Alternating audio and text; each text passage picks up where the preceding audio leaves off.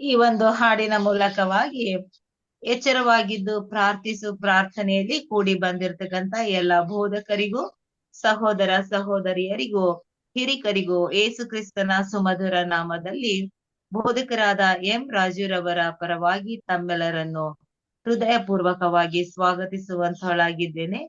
ಈ ಒಂದು ಸಮಯದಲ್ಲಿ ಬೋಧಕರಾದ ಜಾನ್ಸನ್ ಶರಣಪ್ಪರವರು ನಮ್ಮನ್ನ ಪ್ರಾರ್ಥನೆಯಲ್ಲಿ ಮುನ್ನಡೆಸಲು ವಿನಂತಿಸಿಕೊಳ್ಳುವಂತಹಳಾಗಿದ್ದೇನೆ.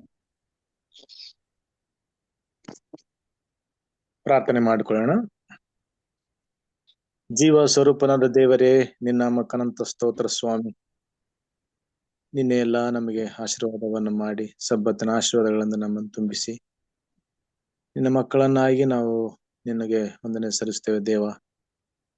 ನೀನು ಮಾಡಿದಂತ ಪ್ರತಿಯೊಂದು ಉಪಕಾರಕ್ಕಾಗಿ ನಾವು ಕೃತಜ್ಞತೆಯುಳ್ಳವರಾಗಿದ್ದೇವೆ. ಸುಖವಾದ ನಿದ್ರೆಗಾಗಿ ವಂದನೆ ಸಲ್ಲಿಸ್ತೇವೆ ದೇವ. ಮತ್ತೊಂದು ದಿನವನ್ನು ನಮಗೆ ನೋಡಿ ಮಾಡೋದಕ್ಕಾಗಿ ವಂದನೆ ಸಲ್ಲಿಸ್ತೇವೆ. ನಮ್ಮ ದಿನದ ಕೆಲಸ ಕಾರ್ಯಗಳು, ಈ ದಿನದ ಹೋಗೋಣ ಬರೋಣಗಳು ಮತ್ತು ಕುಟುಂಬದಲ್ಲಿ ನಾವು ಈ ಒಂದು ಜೀವನದಲ್ಲಿ ನಡೆಸುವಾಗ ನಿನ್ನ ಪ್ರಸನ್ನತೆ, ನಿನ್ನ ಮಹಿಮೆಯುಳ್ಳ ಜೀವಿತಗಳು ನಾವು ನಡೆಸಲಿಕ್ಕೆ ಸಾಧ್ಯವಾಗಿರ್ಲಿಕ್ಕೆ ಸಾಧ್ಯ ಮಾಡಿದಂತ ದೇವರೇ ನಿನಗೆ ವಂದನೆ ಸಲ್ಲಿಸ್ತೇವೆ ಪ್ರಭು. ಬೆಳಗಿನ ಸಮಯದಲ್ಲಿ ನಿನ್ನ ಪ್ರೀತಿಯ ಭಕ್ತರು, ಸೇವಕರು ತರುವಂತಹ ಒಂದು ವಿಶೇಷವಾದ ಸಂದೇಶಕ್ಕಾಗಿ ವಂದನೆ ಸಲ್ಲಿಸ್ತೇವೆ ಸ್ವಾಮಿ. ಎಲ್ಲರ ಸಾತ್ವಿಕ ಅವರನ್ನು ಆಶೀರ್ವಾದ ಮಾಡ್ರಿ, ಅವರ ಸೇವೆಯನ್ನು ಬಲಪಡಿಸ್ರಿ. ಅವರ ಸೇವೆಯ ಮುಖಾಂತರ ಸ್ವಾಮಿ ಅನೇಕ ಜನರು ನಿನ್ನನ್ನು ಅರಿತುಕೊಳ್ಳಲಿಕ್ಕೆ ನಿನ್ನ ಸಹಾಯ ಮಾಡು ಸ್ವಾಮಿ. ನಾವೆಲ್ಲರೂ ಸ್ವಾಮಿ ಈ ಸಮಯದಲ್ಲಿ ನಿನ್ನ ಸನ್ನಿಧಾನದಲ್ಲಿ ಬಂದಿದ್ದೇವೆ. ವಾಕ್ಯಗಳಿಂದ ನಮ್ಮನ್ನು ತೃಪ್ತಿಪಡಿಸು. ನಿನ್ನ ವಾಕ್ಯಗಳಿಂದ ನಾವು ಕೇಳಿ ಅದರ ಪ್ರಕಾರ ನಡೀಲಿಕ್ಕೆ ನಿನ್ನ ಸಹಾಯ ಮಾಡು ಸ್ವಾಮಿ. ಬಂದಂತ ಪ್ರತಿಯೊಬ್ಬರನ್ನು ಆಶೀರ್ವಾದ ಮಾಡು. ಇನ್ನು ಬರ್ಲಿಕ್ಕೆ ಇರುವಂತ ನಿನ್ನ ಭಕ್ತಾದಿಗಳನ್ನು ಆಶೀರ್ವಾದ ಮಾಡು ಸ್ವಾಮಿ. ಈ ದಿನದ ಒಂದು ಸಂದೇಶದಿಂದ ತೃಪ್ತಿಪಡಿಸಿ ಈ ದಿನವೆಲ್ಲ ನಾವು ಆ ವಾಕ್ಯಗಳಿಂದ ಮೆಲುಕು ಮಾಡುತ್ತಾ ಈ ದಿನವನ್ನು ಕಳ್ಲಿಕ್ಕೆ ಸಹಾಯ ಮಾಡಿ ನಿನ್ನ ಮುಂದಿದ್ದು ನಿನ್ನ ಪವಿತ್ರ ಆತ್ಮನ ಬಲದಿಂದ ನಮ್ಮ ನಡೆಸಿ ನೀನೇ ಆಶೀರ್ವಾದ ಹೊಂದಬೇಕೆಂದು ಯೇಸು ಸ್ವಾಮಿ ಬೇಡ್ಕೊಳ್ತೇವೆ ತಂದೆ. ಆಮೇನ್. ನಮ್ಮನ್ನು ಪ್ರಾರ್ಥನೆಯಲ್ಲಿ ಮುನ್ನಡೆಸಿದ ಬೋಧಕರಿಗೆ ಧನ್ಯವಾದಗಳನ್ನ ಸಲ್ಲಿಸುವಂತಹಳಾಗಿದ್ದೇನೆ. ಈ ಒಂದು ಸಮಯವು ಎಚ್ಚರವಾಗಿದ್ದು ಪ್ರಾರ್ಥಿಸು ಪ್ರಾರ್ಥನೆಯಲ್ಲಿ ದೈವಿಕ ಮನವನ್ನ ಉಣಬಡಿಸ್ತಕ್ಕಂತ ಸಮಯವಾಗಿದೆ. ಹಿರಿಕರಾದ ಚಿನ್ನಪ್ಪ ಸಾತ್ವಿಕ್ರವರನ್ನು ಯೇಸು ಕ್ರಿಸ್ತನ ಮಧುರವಾದ ನಾಮದಲ್ಲಿ ಪ್ರೀತಿ ಪೂರ್ವಕವಾಗಿ ದೈವಿಕ ಮನವನ್ನ ಬಡಿಸಲು ಸ್ವಾಗತಿಸುವಂತಹಳಾಗಿದ್ದೇನೆ. ಹಿರಿಕರೇ, ಇದು ನಿಮ್ಮ ಅಮೂಲ್ಯ ಸಮಯವಾಗಿದೆ. ಧನ್ಯವಾದಗಳು ಸಹೋದರಿ. ಈ ಕೂಟದಲ್ಲಿ ಬಂದಿರುವ ನಿಮ್ಮೆಲ್ಲರಿಗೂ ನಾನು ಕ್ರಿಸ್ತನ ಹೆಸರಿನಲ್ಲಿ ನಾನು ಆಹ್ವಾನ ಮಾಡುವನಾಗಿದ್ದೇನೆ. ದೇವರು ನಮಗೆ ಅಗತ್ಯವಾದ ವಿಶ್ರಾಂತಿಯನ್ನು ಕೊಟ್ಟು ಮತ್ತೊಂದು ದಿನವನ್ನ ನೋಡುವಂತೆ ಸಹಾಯ ಮಾಡಿದ್ದಾನೆ. ಜೀವಿತರ ಸಂಖ್ಯೆಯಲ್ಲಿ ನಮ್ಮನ್ನು ಎಣಿಸಿದ್ದಾನೆ. ಮತ್ತೊಂದು ಆವರ್ತಿ ಆತನ ಸನ್ನಿಧಾನಕ್ಕೆ ಬಂದು ನಾವು ಆತನ ಆತ್ಮನಿಂದ ಕೊಡಲ್ಪಡುವಂತಹ ಒಂದು ಆತ್ಮೀಕವಾದ ಮನವನ್ನು ಹೊಂದಿಕೊಳ್ಳುವಂತೆ ಆತನು ಸಹಾಯ ಮಾಡಲಿ. ಪರಿಶುದ್ಧಾತ್ಮನು ನಮ್ಮನ್ನು ನಡೆಸಲಿ ಎಂಬುದು ನನ್ನ ಪ್ರಾರ್ಥನೆಯಾಗಿದೆ. ಈ ದಿನ ನಾನು ಮಾತಾಡುವಂತಹ ಒಂದು ವಿಷಯ, ನಮ್ಮನ್ನ ನಾವು ನಿರಾಕರಿಸಿಕೊಳ್ಳುವುದು. ಮನುಷ್ಯನು ತನ್ನನ್ನು ತಾನು ನಿರಾಕರಿಸಿಕೊಳ್ಳುವುದು ಹೇಗೆ ಅಂತ ನಾವು ನೋಡ್ಕೊಳ್ಳೋಣ. ಇಲ್ಲಿ ಯೇಸು ಕ್ರಿಸ್ತನು ತಾನು ಏನು ಹೇಳ್ತಾ ಇದ್ದಾನೆ ಅಂದ್ರೆ, ಒಬ್ಬ ಮನುಷ್ಯನು ತನ್ನ ತಾನು ನಿರಾಕರಿಸಿಕೊಳ್ಬೇಕು ಅಂತ ಹೇಳ್ತಾ ಇದ್ದಾನೆ. ಅದನ್ನ ಲೂಕನು ಬರೆದ ಸುವಾರ್ತೆ 9ನೇ ಅಧ್ಯಾಯ 23ರಿಂದ 24 ವಚನಗಳನ್ನ ನಾವು ನೋಡುವಾಗ ಇದು ಸ್ಪಷ್ಟವಾಗುತ್ತೆ. ಲೂಕ 9:23-24 ಎರಡನ್ನ ಓದಿದ್ರೆ ನಮಗೆ ಈ ಎರಡು ವಚನಗಳನ್ನ ನಾವು ಓದ್ಕೊಳ್ಳೋಣ. 23-24 ಇದಲ್ಲದೆ ಆತನು ಎಲ್ಲರಿಗೂ ಹೇಳಿದ್ದೇನೆಂದರೆ, ಯಾವನಿಗಾದರೂ ನನ್ನ ಹಿಂದೆ ಬರುವುದಕ್ಕೆ ಮನಸ್ಸಿದ್ದರೆ ಅವನು ತನ್ನನ್ನು ನಿರಾಕರಿಸಿ ತನ್ನ ಶಿಲುಬೆಯನ್ನು ದಿನಾಲು ಹೊತ್ತುಕೊಂಡು ನನ್ನ ಹಿಂದೆ ಬರಲಿ. ತನ್ನ ಪ್ರಾಣವನ್ನು ಉಳಿಸಿಕೊಳ್ಳಬೇಕೆಂದಿರುವವನು ಅದನ್ನು ಕಳಕೊಳ್ಳುವನು. ಆದರೆ ನನ್ನ ನಿಮಿತ್ತವಾಗಿ ತನ್ನ ಪ್ರಾಣವನ್ನು ಕಳಕೊಂಡವನು ಅದನ್ನು ಉಳಿಸಿಕೊಳ್ಳುವನು. ಒಬ್ಬ ಮನುಷ್ಯನು ಲೋಕವನ್ನೆಲ್ಲ ಸಂಪಾದಿಸಿಕೊಂಡರೂ ತನ್ನನ್ನೇ ಕೆಡಿಸಿಕೊಂಡರೆ ಅಥವಾ ನಷ್ಟಪಡಿಸಿಕೊಂಡರೆ ಅವನಿಗೆ ಪ್ರಯೋಜನವೇನು? ಪ್ರಾರ್ಥನೆ ಮಾಡೋಣ. ನಮ್ಮನ್ನು ಬಹಳವಾಗಿ ತಂದೆಯ ದೇವರೇ, ಪ್ರೀತಿಸುವಂತಹ ದೇವರಾಗಿದೆಯ ತಂದೆ, ಈ ಮುಂಜಾನೆ ವೇಳೆಯಲ್ಲಿ ನಿನ್ನ ಪರಿಶುದ್ಧಾತ್ಮನ ಸಹಾಯದಿಂದ ನಾವು ನೀನು ಕೊಡುವಂತಹ ವಾಕ್ಯಗಳನ್ನು ಅರ್ಥ ಮಾಡಿಕೊಳ್ಳುವುದಕ್ಕೆ ಸಹಾಯ ಮಾಡು. ನಿನ್ನ ಆತ್ಮನಿಂದ ನೀನು ನಮ್ಮನ್ನು ನಡೆಸು. ನಾವು ವಿಶೇಷವಾದ ರೀತಿಯಲ್ಲಿ ಆಶೀರ್ವಾದ ಹೊಂದಿಕೊಳ್ಳುವ ಹಾಗೆ ಸಹಾಯ ಮಾಡಬೇಕೆಂದು ಯೇಸುವಿನ ಹೆಸರಲ್ಲಿ ಬೇಡ್ತೇನೆ ತಂದೆ. ಇಲ್ಲಿ ಬೇರೆ ನಾವು ತಿಳ್ಕೊಳ್ಳಬೇಕಾಗಿರುವುದೇನೆಂದರೆ, ಒಬ್ಬ ಮನುಷ್ಯನು ತನ್ನನ್ನು ತಾನು ನಿರಾಕರಿಸಿಕೊಳ್ಳುವುದು. ಇದನ್ನ ನಾವು ನೋಡೋದಾದ್ರೆ ಅನೇಕ ಜನರು ತಮ್ಮನ್ನ ತಾವು ನಿರಾಕರಿಸಿಕೊಳ್ಳುವಂತವರಾಗಿರುತ್ತಾರೆ. ಅವರು ದೇವರ ರಾಜ್ಯಕ್ಕೋಸ್ಕರವಾಗಲಿ ಕ್ರಿಸ್ತನ ನಿಮಿತ್ತವಾಗಲಿ ನಿರಾಕರಿಸಿಕೊಳ್ಳದೆ ಹತಾಶೆಯುಳ್ಳವರಾಗಿ ದೇವರನ್ನ ತಿರಸ್ಕಾರ ಮಾಡಿದಂಥವರಾಗಿ ತಮ್ಮನ್ನು ತಾವೇ ನಿರಾಕರಿಸಿಕೊಳ್ಳುವಂಥವರನ್ನ ನಾವು ನೋಡುವರಾಗಿದ್ದೇವೆ. ಅವರು ಯಾವಾಗಲೂ ಏನು ಹೇಳ್ತಾರೆ ಅಂತಂದ್ರೆ, ನಾನು ಯೋಗ್ಯನಲ್ಲ, ನಾನು ಯಾವ ಕೆಲಸಕ್ಕೂ ಪ್ರಯೋಜನಕಾರಿಯಲ್ಲ, ನಾನು ಮುಖ್ಯವಲ್ಲ, ಆದರೆ ನೀವು ಮುಖ್ಯ, ನಿಮಗೋಸ್ಕರ ಅಂತ ಹೇಳ್ತಾನೆ. ಅಂತ ಮನುಷ್ಯನು ನಿರಾಕರಣೆ ಆತನಲ್ಲಿ ಇದ್ದಾಗ್ಯೂ ಸಹ ಆತನು ಕ್ರಿಸ್ತನಿನ ನಿಮಿತ್ತವಾಗಿ ನಿರಾಕರಣೆ ಮಾಡಿಕೊಳ್ಳದೆ ಲೋಕದ ನಿಮಿತ್ತವಾಗಿ ತನ್ನನ್ನು ತಾನು ನಿರಾಕರಣೆ ಮಾಡಿಕೊಳ್ಳುವಂತವನಾಗಿರುತ್ತಾನೆ. ಇದು ತಾನೇ ನಾವು ಮುಖ್ಯವಾಗಿ ಗಮನಿಸಬೇಕಾಗಿರೋದು. ಲೋಕದ ವಿಷಯದಲ್ಲಿ ಒಬ್ಬ ವ್ಯಕ್ತಿಯು ನಿರಾಕರಿಸಿಕೊಂಡು ತನ್ನನ್ನು ತಾನು ತಿರಸ್ಕಾರಪಡಿಸಿಕೊಂಡರೆ ಆತನಿಗೆ ಯಾವ ಪ್ರಯೋಜನವೂ ಆಗುವುದಿಲ್ಲ. ಎಷ್ಟೋ ಜನ ಹೇಳ್ತಾರೆ, ಎಲ್ಲ ನಮಗೇನು, ಎಲ್ಲ ತಮಗ್ ಒಳ್ಳೇದಾಗ್ಬೇಕು, ತಾವು ಚೆನ್ನಾಗಿರ್ಬೇಕು, ಈಗ ಬನ್ನಿ ಹೋಗೋಣ ಅಂತಂದ್ರೆ ನೀವು ಹೋಗ್ಬೇಕು, ನೀವು ಹೋಗ್ಬನ್ನಿ, ನಂದೇನಿಲ್ಲ, ನನ್ನ ಯಾಕೆ ಇಷ್ಟೊಂದು ನನಗೆ ಇಂಪಾರ್ಟೆನ್ಸ್ ಕೊಡ್ತೀರಾ? ನನಗೆ ಇಂಪಾರ್ಟೆನ್ಸ್ ಕೊಟ್ಕೊಳ್ಳಲ್ಲ, ತಾವು ಹೋಗಿ ಬರ್ಬೇಕು, ತಾವು ಅದನ್ನ ಸ್ವೀಕಾರ ಮಾಡಬೇಕು. ಈ ರೀತಿ ಎಲ್ಲವನ್ನು ಅವರು ಒಂದು ನಿರಾಕರಿಸುವಂತಹ ಒಂದು ಹತಾಶವಾದಿಗಳಾಗಿ ಅವರು ಜೀವನ ಮಾಡ್ತಾರೆ. ಆ ಹತಾಶವಾದಿಗಳು ನಮ್ಮಿಂದ ಆಗಿರಬಾರದು ಪ್ರಿಯರೇ. ದೇವರು ತಿರಸ್ಕಾರವನ್ನು ಸಹಿಸುವುದಿಲ್ಲ ಅಂತ ಹೇಳಿದ್ರ ಅರ್ಥ ನಿರಾಕರಣೆ ಬೇರೆ, ದೇವರನ್ನ ತಿರಸ್ಕರಿಸುವುದೇ ಬೇರೆ. ಅಂದ್ರೆ ದೇವರ ರಾಜ್ಯದ ವಿಷಯದಲ್ಲಿ ಆತನಿಗೆ ಹಸಿವು ದಾಹ ಇರುವುದಿಲ್ಲ. ಅಂಥದನ್ನ ಸ್ವಾಮಿ ಹೇಳ್ತಾ ಇಲ್ಲ. ತನ್ನನ್ನು ತಾನು ನಿರಾಕರಿಸಬೇಕು ಅಂತ ಹೇಳುವಾಗ ತನಗಿರುವಂತಹ ಒಂದು ಪ್ರಾಮುಖ್ಯತೆಯನ್ನ ಆತನು ಹೆಚ್ಚಾಗಿ ಗಣಿಸಬಾರದು.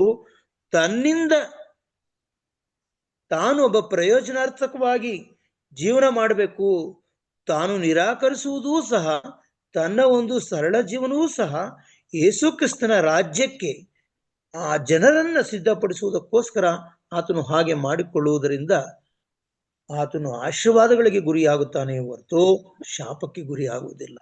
ಆದ್ರೆ ಅನೇಕರು ನಮ್ಮಲ್ಲಿ ಏನ್ ಮಾಡ್ತೇವೆ ಅಂತಂದ್ರೆ, ನಾವು ನಮ್ಮನ್ನು ಯಾವ ರೀತಿ ನಿರಾಕರಣೆ ಮಾಡ್ಕೊಳ್ತೀವಿ ಅಂದ್ರೆ, ನಾವು ಯೋಗ್ಯರಲ್ಲ, ನಮಗೆ ಇದು ಬೇಕಿಲ್ಲ, ನೀವು ಇದಕ್ಕೆ ಯೋಗ್ಯರು, ನೀವು ಇದಕ್ಕೆ ಬಾಧ್ಯರು ಅನ್ನುವಂತಹ ಒಂದು ನಿರಾಕರಣೆಯನ್ನ, ತಿರಸ್ಕಾರ ಭಾವವನ್ನ ನಾವು ಹೊಂದಿಕೊಂಡ್ರೆ ಅದು ಖಂಡಿತವಾಗಿಯೂ ದೇವರ ಎಣಿಕೆಯಲ್ಲಿ ಶಾಪವಾಗಿ ಎಣಿಸಲ್ಪಡುತ್ತದೆ.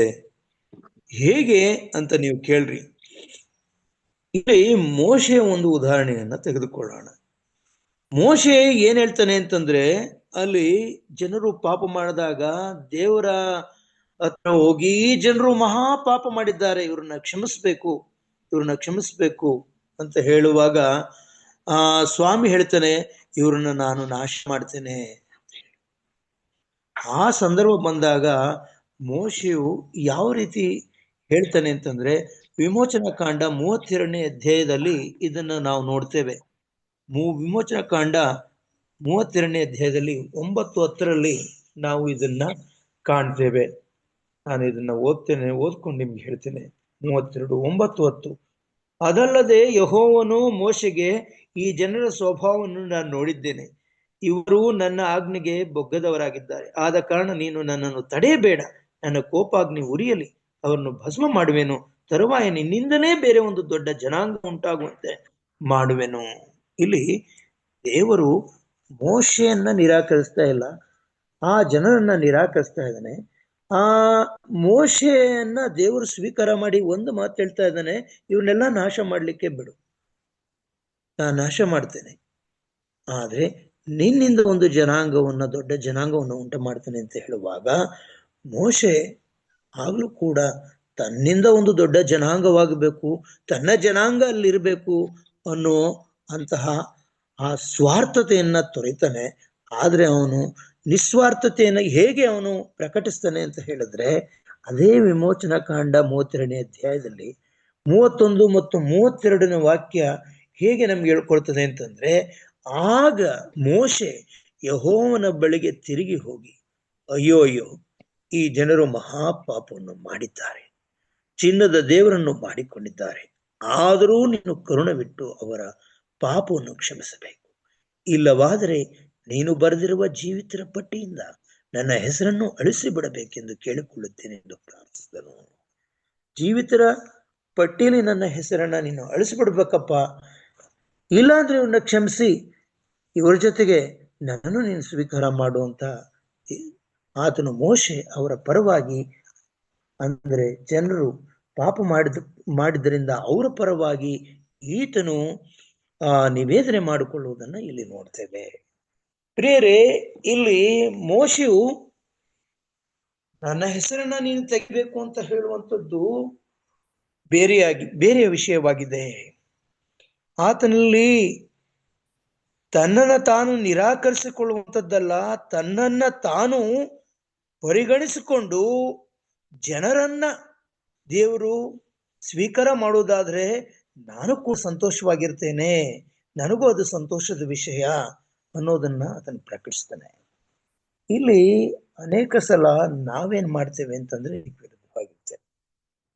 ಯಾವ ರೀತಿ ವಿರುದ್ಧವಾಗಿರ್ತೇವೆ ಅನ್ನೋದನ್ನ ನಾವು ಈ ಸ್ವಲ್ಪ ದಿನದಲ್ಲಿ ಒಂದು ನಿದರ್ಶನವನ್ನ ನಾವು ನೋಡಬಹುದು. ಅಯ್ಯೋ, ನಾವು ತಪ್ಪಿತಸ್ಥರೇ ಆಗಿರ್ಬೋದು, ಆದ್ರೆ ಏನಂತೆ, ದೇವರು ನಮಗೆ ಒಂದು ತಲಾಂತಗಳನ್ನ ಕೊಟ್ಟಿದ್ದಾನೆ, ಈ ತಲಾಂತಗಳನ್ನ ಕೊಟ್ಟೋದ್ರಿಂದ ಇದು ಉಪಯೋಗಿಸ್ಕೊಳ್ತೇನೆ ಅನ್ನೋ ಮಾತನ್ನ ಅವರು ಹೇಳಿದ್ರು.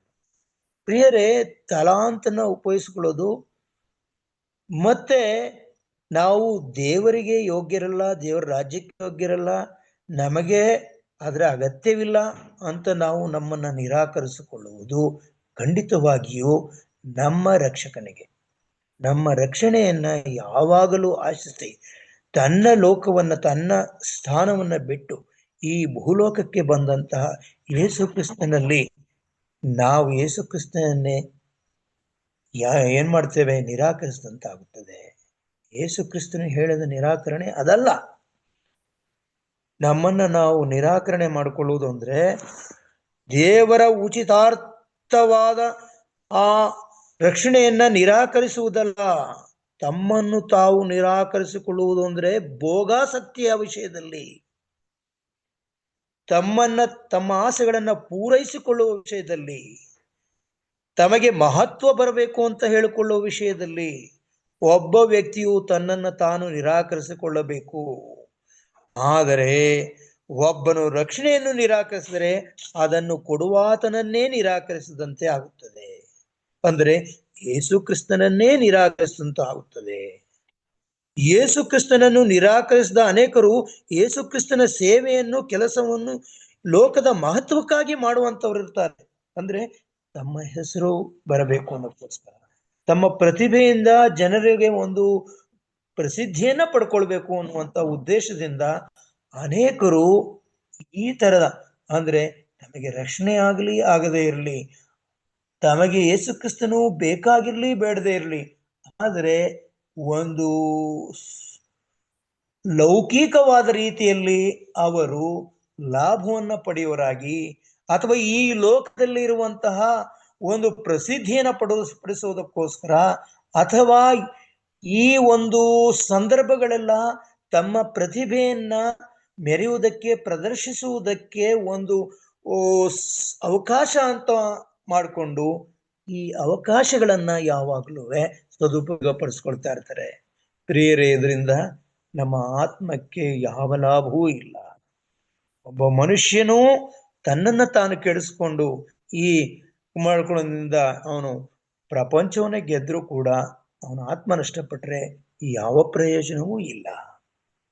ನಾವು ನಮ್ಮ ಆತ್ಮವನ್ನ ನಷ್ಟಪಡಿಸ್ಕೊಂಡು ಮತ್ತೊಬ್ಬರನ್ನ ರಕ್ಷಣೆಗೆ ನಡೆಸ್ತೇನೆ ಅಂತ ಹೇಳಿದ್ರೆ ಅದು ಖಂಡಿತವಾಗಿಯೂ ದೇವರು ಅದನ್ನ ಸ್ವೀಕಾರ ಮಾಡುವನಲ್ಲ. ನಾವು ನಮ್ಮನ್ನ ಯೇಸು ಕ್ರಿಸ್ತನಿಗೆ ಸಮರ್ಪಿಸಿ ಆತನ ರಕ್ಷಣೆಯನ್ನ ಸ್ವೀಕಾರ ಮಾಡುವುದರಿಂದ ಮಾತ್ರ ನಾವು ರಕ್ಷಣೆಯ ಮಹತ್ವವನ್ನ ಇನ್ನೊಬ್ಬರಿಗೆ ಹೇಳ್ಕೊಡ್ಬಹುದೇ ಹೊರತು ನಮ್ಮನ್ನ ಸಂಪೂರ್ಣವಾಗಿ ನಿರಾಕರಿಸಿ ಯೇಸು ಕ್ರಿಸ್ತನ ಜೊತೆ ನಾವು ಯಾವ ಸಂಬಂಧವನ್ನೂ ಇಟ್ಟುಕೊಳ್ಳದೆ ಯೇಸು ಕ್ರಿಸ್ತನಿಗನ್ನ ಆತನು ಮಾಡಿದ ತ್ಯಾಗಕ್ಕೆ ಯಾವ ಪರಿಗಣನೆಯನ್ನೂ ನಾವು ಮಾಡಿಕೊಳ್ಳದೆ ಕೇವಲ ನಾವು ಸುವಾರ್ತೆಯನ್ನ ಸಾರ್ತೇವೆ, ಆತನ ಒಂದು ಸೇವೆಯನ್ನ ಮಾಡ್ತೇವೆ, ಸುವಾರ್ಥ ಸೇವೆಯಲ್ಲಿ ನಾವು ತೊಡಗಿಸ್ಕೊಂಡಿದ್ದೇವೆ ಅಂತ ಹೇಳುವುದು ತುಂಬಾ ಕ್ಲೀಶೆಯಾದ ಮಾತಾಗುತ್ತೆ. ಕ್ಲೀಶೆ ಅಂತಂದ್ರೆ ಅದು ವ್ಯರ್ಥವಾದ ಒಂದು ಮಾತಾಗುತ್ತೆ. ಅದನ್ನ ನಾವು ಇಲ್ಲಿ ತಿಳ್ಕೊಳ್ಬೇಕಾಗಿದೆ. ಏನಂತಂದ್ರೆ ಆ ಥರದವ್ರು ಏನಾಗಿರ್ತಾರೆ ಅಂತಂದ್ರೆ ಅವರು ಲೋಕದ ಎಲ್ಲಾ ಒಂದು ಭೋಗಗಳು, ಲೋಕದಲ್ಲಿ ಸಿಗುವಂತಹ ಈ ಮಹತ್ವಗಳು ಅಂದ್ರೆ ಸಾಧನೆಗಳಿಂದ ಅವರಿಗೆ ಆಗುವಂತಹ ಪ್ರಯೋಜನಗಳ ಮೇಲೆ ಅವರು ಕಣ್ಣಿಟ್ಕೊಂಡಿರ್ತಾರೆ. ಶಿಲುಬೆಯ ದೆಸೆಯಿಂದ ಅವ್ರಿಗೆ ಹಿಂಸೆ ಆಗಬಾರ್ದು ಅಂತ ಅಂದ್ಕೊಂಡಿರ್ತಾರೆ. ಶಿಲುಬೆಯನ್ನ ಅವರು ಸ್ವೀಕಾರ ಮಾಡೋದ್ರಿಂದ ಅಂದ್ರೆ ತನ್ನನ್ನು ತಾನು ನಿರಾಕರಿಸಿ ಶಿಲುಬೆಯನ್ನ ಹೊತ್ತುಕೊಂಡು ಹೋಗೋದು ಅಂತ ಏನಿದೆ ಅದು ದೇವರಿಗೆ ಒಂದು ಹೆಚ್ಚಿನ ಆದ್ಯತೆಯನ್ನು ಕೊಡುವಂಥದ್ದಾಗಿರ್ತದೆ. ಯೇಸು ಕ್ರಿಸ್ತನಿಗೆ ಹೆಚ್ಚಿನ ಆದ್ಯತೆಯನ್ನು ಕೊಡುವಂಥದ್ದಾಗಿರ್ತದೆ.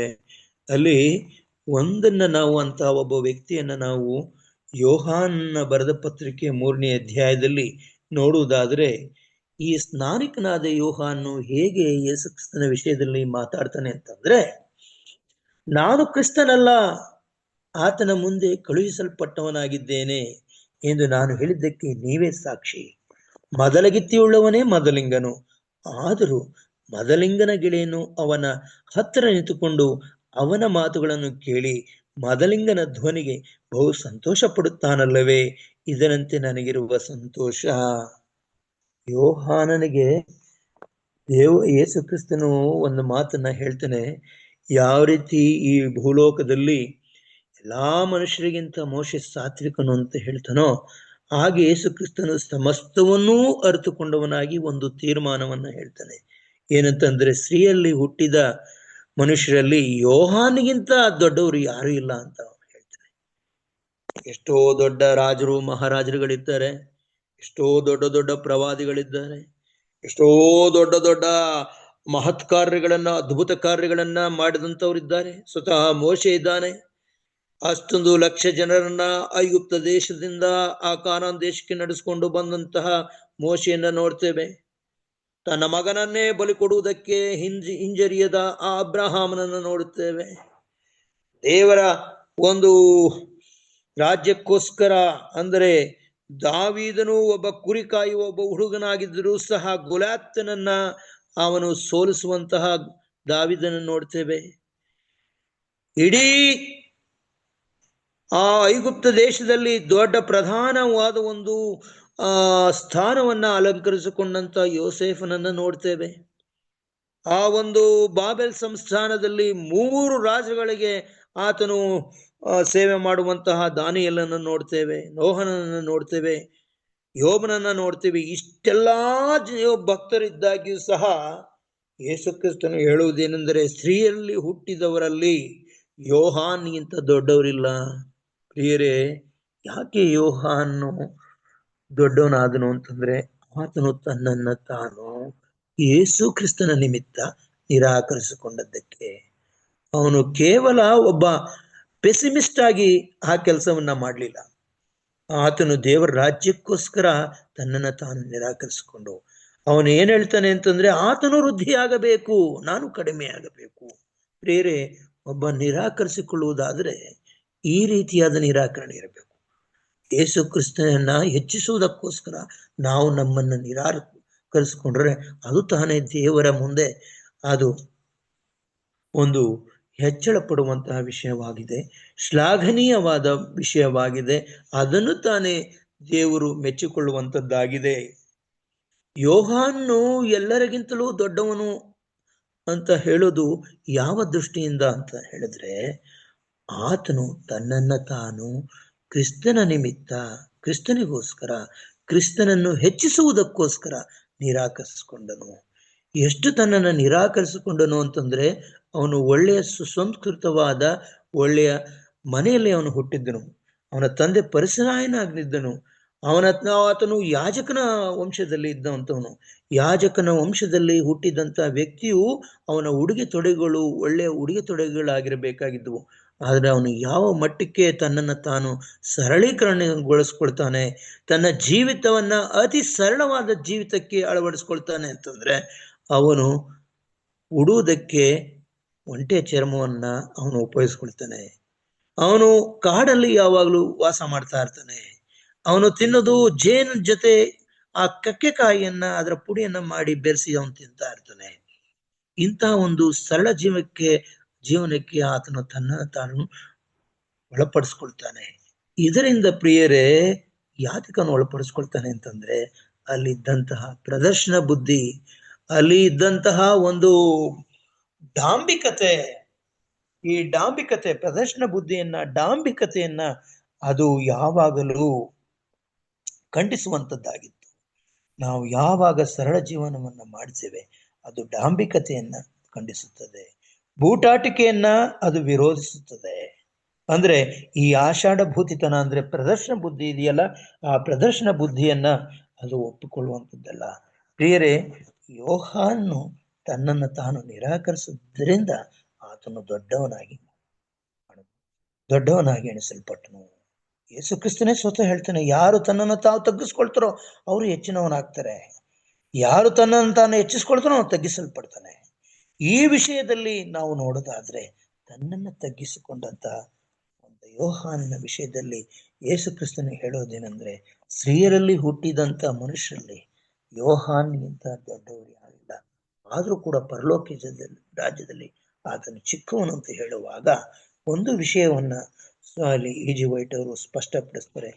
ಅವನು ಪ್ರವಾದಿಗಿಂತಲೂ ದೊಡ್ಡವನು ಅಂತ ಹೇಳುವಾಗ, ಪ್ರವಾದಿಗಳು ಕ್ರಿಸ್ತನ ವಿಷಯದಲ್ಲಿ ಅವರು ದೂರದಿಂದ ಅವರು ಪ್ರವಾದನೆಯನ್ನ ನೋಡಿದ್ರು, ಯೇಸು ಕ್ರಿಸ್ತನ ಕಾಣಲಿಲ್ಲ.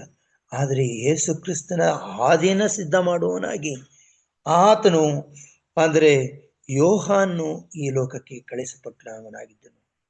ಅವನು ದೇವರ ಅಂದ್ರೆ ಯೇಸು ಕ್ರಿಸ್ತನ ವಿಷಯದಲ್ಲಿ ತಂದೆಯ ಮನಸ್ಸನ್ನ ಮಕ್ಕಳ ಕಡೆಗೂ, ಮಕ್ಕಳ ಮನಸ್ಸನ್ನ ತಂದೆಯ ಕಡೆಗೂ ಅವನು ತಿರುಗಿಸುವಂತ ಒಂದು ಕೆಲಸವನ್ನ ಆರಂಭದಲ್ಲೇ ಮಾಡಿದನು. ಅಗೋ ಯಜ್ಞದ ಕುರಿ, ಲೋಕದ ಪಾಪ ನಿವಾರಣೆಗೋಸ್ಕರ ನೇಮಿಸಲ್ಪಟ್ಟ ಕುರಿಮರಿ ಎಂಬುದಾಗಿ ಆತನು ಹೇಳುವಾಗ ಏನ್ ಹೇಳ್ತಾನೆ ಅಂತಂದ್ರೆ, ಆತನ ಕೆರಗಳ ಭಾರನ ಬಿಚ್ಚುವುದಕ್ಕೂ ನಾನು ಯೋಗ್ಯನಲ್ಲ. ನಾನು ಅಯೋಗ್ಯ ಅಂತ ಹೇಳ್ಕೊಳ್ಳೋದು ಈ ವಿಷಯವಾಗಿರ್ಬೇಕು ಹೊರತು, ನನಗಿಂತ ಯೋಗ್ಯನಾಗಿದ್ದಾನೆ ಅಂತ ಹೇಳ್ಕೊಳ್ಳೋದು ಹೀಗಿರ್ಬೇಕು ಹೊರತು, ಒಬ್ಬನ್ನು ತನ್ನನ್ನ ತಾನು ಅಯೋಗ್ಯನಾಗಿ ಮಾಡಿಕೊಂಡು ತಾನು ಯಾವ ಒಂದು ಕೆಲಸಕ್ಕೂ ಬಾರದವನು, ನನಗ್ಯಾಕೆ ಈ ಪರಲೋಕ ಜೀವಿತ ಅಂತ ಹೇಳಿ ಭೂಲೋಕದ ಜೀವಿತವನ್ನ ಹಿಡ್ಕೊಂಡಂಥವನು ಅನೇಕ ಸಲ ತನ್ನನ್ನು ತಾನು ನಿರಾಕರಿಸ್ಕೊಳ್ತಾರೆ. ನೀವು ನೋಡಿರ್ಬೇಕು, ಈ ನಿರಾಶಾವಾದಿಗಳು ಯಾವಾಗಲೂ ತಮ್ಮನ್ನು ತಾವು ನಿರಾಕರಿಸ್ಕೊಳ್ತಾರೆ. ಹಾಗೆ ನಿರೀಶ್ವರವಾದಿಗಳು ಅಂದ್ರೆ ಏತಿಸ್ಟ್ಗಳು ತಮ್ಮನ್ನ ತಾವು ನಿರಾಕರಿಸ್ಕೊಳ್ತಾರೆ. ಏನಿದೆ ಇಲ್ಲಿ, ನಾನೇನು ಈ ರೀತಿ ನಿಸ್ವಾರ್ಥವಾದ ರೀತಿಯಲ್ಲೇ ನಿರಾಕರಿಸ್ಕೊಳ್ತಾ ಇರ್ತಾರೆ. ಆದರೆ ಇದನ್ನ ದೇವರು ಒಪ್ಪೋದಿಲ್ಲ ಪ್ರಿಯರೇ. ಯಾಕಂತಂದ್ರೆ ಆತನು ಪ್ರತಿಯೊಂದು ಮನುಷ್ಯನಿಗೋಸ್ಕರ, ಪ್ರತಿಯೊಂದು ಆತ್ಮಕ್ಕೋಸ್ಕರ, ಪ್ರತಿಯೊಬ್ಬ ಮನುಷ್ಯನಿಗೋಸ್ಕರ ತನ್ನನ್ನೇ ತಾನು ಅವನು ಅರ್ಪಿಸಿಕೊಟ್ಟವನಾಗಿದ್ದಾನೆ. ತನ್ನ ಪ್ರಾಣವನ್ನೇ ನಮಗೋಸ್ಕರ ಆತನು ತ್ಯಾಗ ಮಾಡಿದವನಾಗಿದ್ದಾನೆ. ತನ್ನ ಪ್ರಾಣವನ್ನ ನನಗೋಸ್ಕರ ಕೊಟ್ಟಾಗ, ನಾನು ಆತನ್ನ ನಿರಾಕರಿಸುವಾಗ, ನಾನು ನನ್ನನ್ನು ನಿರಾಕರಿಸೋದು ಯಾವ ರೀತಿ ಅಂತಂದ್ರೆ, ನನಗೆ ರಕ್ಷಣೆಯ ಅಗತ್ಯವಿಲ್ಲ ಅಂದ್ರೆ ರಕ್ಷಕನ ಅಗತ್ಯ ಇಲ್ಲ, ಸ್ವಾಮಿ ನೀನು ಮಾಡಿದ್ದು ನನಗೆ ಬೇಕಾಗಿಲ್ಲ ಅನ್ನುವಂತಹ ಮಟ್ಟದಲ್ಲಿ ಅನೇಕ ಜನರು ಇವಾಗ ಬದಲಾಗ್ತಾ ಇದ್ದಾರೆ. ನನಗೆ ಅಗತ್ಯನೇ ಇಲ್ಲ. ಸತ್ಯವೇದ ಅಗತ್ಯ ಇಲ್ಲ, ದೇವರೇ ನನಗೆ ಅಗತ್ಯ ಇಲ್ಲ ಅನ್ನುವಂಥ ಮಟ್ಟಿಗೆ ಜನರು ಬದಲಾಗ್ತಾ ಹೋಗ್ತಾ ಇದ್ದಾರೆ. ಅವರ ಸಂಖ್ಯೆ ದಿನದಿಂದ ದಿನಕ್ಕೆ ಹೆಚ್ಚಾಗ್ತಾ ಇದೆ. ಎಲ್ಲಾ ಧರ್ಮಕ್ಕೆ ದೊಡ್ಡ ಧರ್ಮ ಅಥವಾ ಹೆಚ್ಚಿನ ಜನಸಂಖ್ಯೆ ಇರುವಂತಹ ಧರ್ಮ ಕ್ರೈಸ್ತ ಧರ್ಮ ಅಂತ ಹೇಳಿದ್ರೆ, ಅದರ ನಂತರದಲ್ಲಿ ಇಸ್ಲಾಂ ಧರ್ಮ ಬರ್ತದೆ. ಅದರ ನಂತರದಲ್ಲಿ ಬೇರೆ ಬೇರೆ ಧರ್ಮಗಳು ಬರ್ತವೆ. ನಮ್ಮ ಹಿಂದೂಗಳು ಹೆಚ್ಚು ಕಡಿಮೆ 100 ಕೋಟಿ ಜನ ಇದ್ದಾರೆ, 1 ಬಿಲಿಯನ್ ಜನ ಇದ್ದಾರೆ. ಆದ್ರೆ 1 ಬಿಲಿಯನ್ನು ಮೀರಿ ಇನ್ನೂ ಒಂದು ಜನಾಂಗ ಬೆಳೀತಾ ಇದೆ, ಅದು ದೇವರನ್ನೇ ನಂಬದಂಥವ್ರು. ಧರ್ಮವನ್ನ ಬಿಟ್ಟು, ದೇವರನ್ನ ಬಿಟ್ಟು, ದೇವರ ಅವಶ್ಯಕತೆ ನಮಗಿಲ್ಲ, ನಮಗಿರುವಂಥದ್ದು ನ್ಯಾಯ, ಸಂವಿಧಾನ ಅನ್ನುವಂತಹ ಜನರು ಹೆಚ್ಚಾಗ್ತಾ ಇದ್ದಾರೆ ಪ್ರಿಯರೇ. ಇಂಥ ಒಂದು ನಿರಾಕರಣೆಯನ್ನ, ತಮ್ಮನ್ನ ತಾವು ನಿರಾಕರಿಸಿಕೊಳ್ಳೋದ್ರಿಂದ ಒಬ್ಬ ಮನುಷ್ಯನಿಗೆ ಯಾವ ಪ್ರಯೋಜನವೂ ಆಗುವುದಿಲ್ಲ. ರಕ್ಷಕನನ್ನ ತಿರಸ್ಕಾರ ಮಾಡಬಾರದು. ಆತನು ಅಂದ್ರೆ ದೇವರು ತಿರಸ್ಕಾರವನ್ನು ಸಹಿಸುವವನಲ್ಲ. ತನ್ನನ್ನು ತಾನು ನಿರಾಕರಣೆ ಮಾಡಿಕೊಳ್ಳಬೇಕೆಂದರೆ ಮನುಷ್ಯನು ಈ ಭೂಲೋಕದ ವಿಷಯದಲ್ಲಿ, ಭೋಗಾಸಕ್ತಿ ವಿಷಯದಲ್ಲಿ ತನ್ನನ್ನು ತಾನು ನಿರಾಕರಿಸಿಕೊಳ್ಳಬೇಕೇ ಹೊರತು ರಕ್ಷಕನ ವಿಷಯದಲ್ಲಿ, ರಕ್ಷಣೆಯ ವಿಷಯದಲ್ಲಿ ತನ್ನನ್ನು ತಾನು ನಿರಾಕರಿಸಿಕೊಳ್ಳಬಾರದು. ಹಾಗೆ ನಿರಾಕರಿಸಿಕೊಳ್ಳುವವನಿಗೆ ಒಂದು ಕೊರತೆ ಇರ್ತದೆ. ಏನಪ್ಪಾ ಅಂತಂದ್ರೆ, ಅವನು ರಾಜ್ಯದ ವಿಷಯದಲ್ಲಿ, ನೀತಿಯ ವಿಷಯದಲ್ಲಿ ಅವನಿಗೆ ಹಸಿವಿರುವುದಿಲ್ಲ. ಅದಕ್ಕೋಸ್ಕರ ಸ್ವಾಮಿ ಹೇಳ್ತಾನೆ, ನೀತಿಗೆ ಹಸಿದು ಬಾಯಾರಿದವರು ಧನ್ಯರು ಎಂಬುದಾಗಿ. ನಮಗೆ ಹಸಿವಿರಬೇಕು. ಇನ್ನು ಆಹಾರ ವಿಷಯದಲ್ಲಿ ಹಸಿವಿದ್ರೆ ನಾವು ಆ ಒಂದು ಆಹಾರವನ್ನ ಸಂತೋಷದಿಂದ ನಾವು ತಿನ್ನಬಹುದಾಗಿದೆ, ಅದನ್ನ ಸೇವಿಸಬಹುದಾಗಿದೆ. ಆದ್ರಿಂದ ನಮಗೆ ಒಳ್ಳೆಯ ಒಂದು ಪೋಷಕಾಂಶಗಳು ನಮಗೆ ದೊರೆಯುತ್ತವೆ, ಶಕ್ತಿಯನ್ನ ನಾವು ಪಡ್ಕೊಳ್ತೇವೆ. ಶಕ್ತಿಯನ್ನ ಪಡೆದು ನಾವು ಒಂದು ಚೈತನ್ಯವನ್ನ ಪಡೆದು ಹುರುಪನ್ನ, ಉತ್ಸಾಹವನ್ನ ಹೊಂದಿಕೊಳ್ತೇವೆ. ಆದ್ರೆ ನಿರುತ್ಸಾಹಿಯಾದ ಮನುಷ್ಯನಿಗೆ ಹಸಿವಿಲ್ಲ. ಹಸಿವಿಲ್ಲದಿರುವುದ ವ್ಯಕ್ತಿಗೆ ಎಂತಹ ಒಂದು ಸ್ವಾದಭರಿತವಾದ, ಸವಿಯಾದ, ರುಚಿಯಾದ, ಬಗೆಯಾದ ಭಕ್ಷ್ಯ ಭೋಜನಗಳನ್ನ ಇಟ್ಟಾಗಿಯೂ ಸಹ ಅವನಿಗೆ ಒಂದು ಹಸಿವಿಲ್ಲದಿರೋದ್ರಿಂದ, ಲ್ಯಾಕ್ ಆಫ್ ಅಪಿಟೈಟ್ ಅಂತ ಹೇಳ್ತೀವಿ, ಆ ಅಪಿಟೈಟೇ ಇಲ್ಲದೆ ಇರೋದ್ರಿಂದ ಆತನಿಗೆ ನೀವು ಕೊಡುವಂತಹ ಅಥವಾ ಬಡಿಸುವಂತಹ ಯಾವ ಭೋಜನ ಪದಾರ್ಥಗಳು ಸವಿ ಎನಿಸುವುದಿಲ್ಲ, ರುಚಿ ಎನಿಸುವುದಿಲ್ಲ. ಅದರಲ್ಲಿ ಆತನು ಸಂತೋಷ ಪಡುವುದಕ್ಕಾಗುವುದಿಲ್ಲ. ನೋಡಿ, ನಾಲಿಗೆ ಅನ್ನುವಂಥದ್ದು 2 ವಿಷಯಗಳಲ್ಲಿ ಅದು ಮೀರಬಾರ್ದು. ಒಂದು ಮಾತು, ಇನ್ನೊಂದು ತಿನ್ನುವಂತಹ ಆಹಾರ. ಈ ನಾಲಿಗೆ ರುಚಿ ಕೆಟ್ಟಿದೆ ಅಂತ ಹೇಳುವಾಗ, ಅಪೆಟೈಟ್ ಇಲ್ಲ ಅಂತ ಹೇಳುವಾಗ, ಎಷ್ಟೇ ರುಚಿಯುಳ್ಳ ಆಹಾರವನ್ನು ಕೊಟ್ಟರು ಕೂಡ ಅದನ್ನ ಆತನು ಸಂತೋಷವಾಗಿ ಸೇವಿಸಲಾರನು, ಅದನ್ನ ತಿಂದು ಅರಗಿಸ್ಕೊಳ್ಳೋಕ್ಕಾಗೋದಿಲ್ಲ. ಹಾಗೆ ಪ್ರಿಯರೇ, ನಾವು ನೀತಿಯ ವಿಷಯದಲ್ಲಿ ನಮಗೆ ಹಸಿವಿಲ್ಲ, ಆತನ ರಾಜ್ಯದ ವಿಷಯದಲ್ಲಿ ನಮಗೆ ದಾಹವಿಲ್ಲ, ಆತನ ವಾಕ್ಯಗಳ ವಿಷಯದಲ್ಲಿ ನಮಗೆ ದಾಹವಿಲ್ಲ, ಆತನ ಸುವಾರ್ತೆಯ ಸೇವೆ ವಿಷಯದಲ್ಲಿ ನಮಗೆ ದಾಹ ಇಲ್ಲ ಅಂತಂದ್ರೆ ನಮಗೆ ಯಾವ ಪ್ರಯೋಜನವಿಲ್ಲ ಪ್ರಿಯರೇ. ಅದರಿಂದ ನೀತಿಗೆ ಹಸಿದು ಬಾಯಾರಿದವರು ಧನ್ಯರು, ಅವರು ತೃಪ್ತಿ ಹೊಂದುವರು. ದೇವರಿದ್ದಾನೆ, ತನ್ನ ಜೀವ ಜಲದಿಂದ ನಮ್ಮ ದಾಹವನ್ನ, ಆತ್ಮೀಕ ದಾಹವನ್ನ ಯೇಸು ಕ್ರಿಸ್ತನು ತಣಿಸುವಂತವನಾಗಿದ್ದಾನೆ.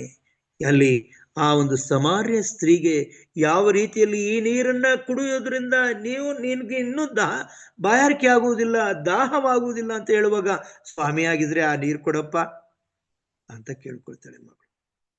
ಸಮಾರ್ಯದ ಸ್ತ್ರೀ. ಸ್ವಾಮಿ ಹೇಳ್ತಾನೆ, ನಿನಗೆ ನೀರು ಕೊಡ್ತಾ ಇರೋನು ಯಾರು ಅಂತ ತಿಳ್ಕೊಂಡಿಲ್ಲ ನೀನು ಅಷ್ಟೇ ಅಂತ ಹೇಳುವಾಗ, ಯಾರು ಅಂತ ಹೇಳುವಾಗ ಆತನು ಪ್ರಶ್ನೆ ಮಾಡಿದಾಗ, ಆಕೆ ತಾನು ಮಾಡಿದ್ದೆಲ್ಲವನ್ನು ಈತ ಗೊತ್ತಿದ್ದಾನೆ, ಈತನು ಪ್ರವಾದಿ ಅಂತ ಹೇಳಿ ಓಡಿ ಹೋಗಿ ತನ್ನ ಊರನ್ನೆಲ್ಲ ಕರ್ಕೊಬರ್ತಾಳೆ. ಇದು ತಾನೇ ನಮಗೆ ಒಂದು ಆಸಕ್ತಿ. ಇದು ತನ್ನನ್ನು ತಾನು ನಿರಾಕರಿಸಿ ಇನ್ನೊಬ್ಬರನ್ನ ಅವಳು ಕರ್ಕೊಬಂದು ಎಲ್ಲರನ್ನೂ ಯೇಸು ಕ್ರಿಸ್ತನ ನಡೆಸಲಲ್ಲ, ಇದು ಬೇಕಾಗಿರುವಂಥದ್ದು ಪ್ರಿಯರೇ. ನಾವು ಯಾವಾಗಲೂ ಮೊದಲು ರಕ್ಷಕನನ್ನ, ಅಂದ್ರೆ ನಾವು ಪಾಪಿಗಳಾದ ನಮಗೆ ರಕ್ಷಕನ ಅಗತ್ಯ ಇದೆ ಅಂತ ಕಂಡುಕೊಳ್ಳಬೇಕಾಗಿದೆ. ರಕ್ಷಕನ ಅಗತ್ಯ ಇದೆ ಅಂತ ಹೇಳುವಾಗ ರಕ್ಷಣೆಯನ್ನ ನಾವು ಹೊಂದಿಕೊಳ್ಳಬಹುದಾಗಿದೆ. ರಕ್ಷಕನನ್ನ ನಿರಾಕರಿಸಿ ರಕ್ಷಣೆಯನ್ನ ಹೊಂದಿಕೊಳ್ಳುವ ಸಾಧ್ಯ ಇಲ್ಲ. ನಾವು ಏನನ್ನಾದರೂ ನಿರಾಕರಿಸಬಹುದು, ಕ್ರಿಸ್ತನು ಮಾಡಿದ ತ್ಯಾಗವನ್ನ ನಿರಾಕರಿಸಲು ಸಾಧ್ಯವಿಲ್ಲ ಪ್ರಿಯರೇ. ಆತ ನಮಗೋಸ್ಕರವೇ ಬಂದು ತನ್ನ ಪ್ರಾಣವನ್ನು ತೆತ್ತ ಮೇಲೆ ಆತನ ಅಮೂಲ್ಯವಾದ ಒಂದು ಪ್ರಾಣಕ್ಕೆ ನಾವು ಬೆಲೆ ಕೊಡದೆ ಹೋದರೆ ನಾವು ಅತಿಯಾದ ರೀತಿಯಲ್ಲಿ ದ್ರೋಹಿಗಳಾಗ್ತೇವೆ. ನಾವು ನಮ್ಮ ಒಂದು ಸಮಯವನ್ನು ಕಳೆಯುವುದಕ್ಕೋಸ್ಕರ, ನಮ್ಮ ಪ್ರತಿಭೆಯನ್ನ ಪ್ರದರ್ಶಿಸುವುದಕ್ಕೋಸ್ಕರ, ಒಂದು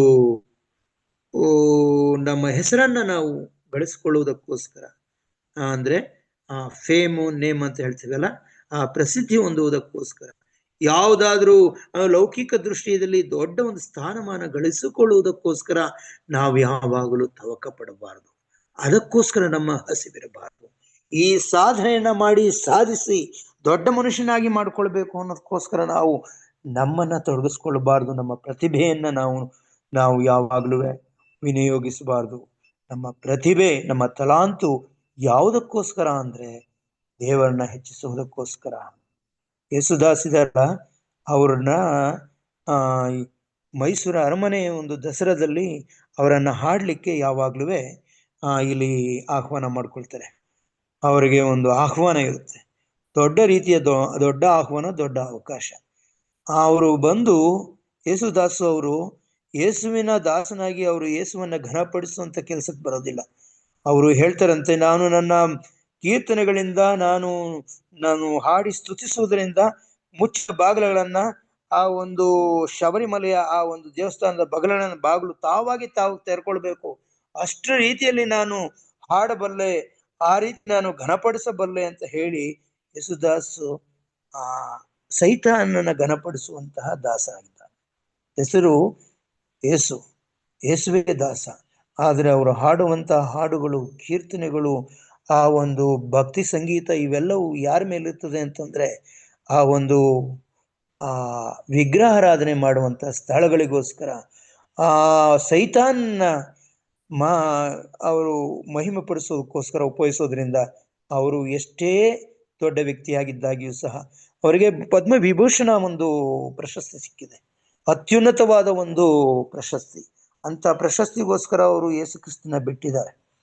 ಯೇಸು ಕ್ರಿಸ್ತನ ಆಡಿ ಹೊಗಳಬೇಕಾದಂತ, ಸ್ತುತಿಸಬೇಕಾದಂತ ಆ ಸುಶ್ರಾವ್ಯವಾದ ಕಂಠದಲ್ಲಿ ಅವರು ಏನ್ ಮಾಡ್ತಾ ಇದ್ದಾರೆ ಅಂದ್ರೆ ಸೈತಾನ್ನೇ ಅವರು ಘನಪಡಿಸುವಂತವರು, ಮಹಿಮೆ ಪಡಿಸುವಂತಹ ಕೆಲಸಕ್ಕೆ ಅವರು ತಮ್ಮನ್ನು ತಾವು ತೊಡಗಿಸ್ಕೊಂಡಿದ್ದಾರೆ.